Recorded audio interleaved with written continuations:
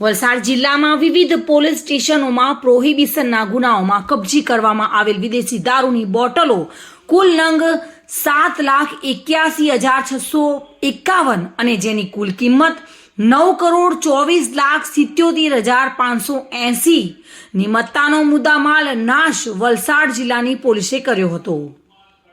Police મહાનિરીક્ષકની સૂચના મુજબ વાપી તથા વલસાડ અને વાપી ડિવિઝનના તમામ થાણા અધિકારીઓ તથા વલસાડ રેલવે પોલીસ સ્ટેશનના થાણા અધિકારીઓની હાજરીમાં ભીલાડ આરટીઓ ચેકપોસ્ટના લેન પાર્કિંગમાં વેરહાઉસિંગની સામે ખુલ્લી જગ્યામાં ઉપરોક્ત તમામ પોલીસ સ્ટેશનોના પ્રોહિબિશનના કુલ 8,823 ગુનાઓમાં કબજે કરવામાં આવેલો વિદેશી દારૂની બોટલોનો જથ્થો જેની કિંમત 9,24,77,580 જેટલી હતી અને આ મુદ્દામાલનો નાશ કરવામાં આવ્યો છે। ચંદ્રકાંત ધમલ સાથે bureau report, today Gujarati news.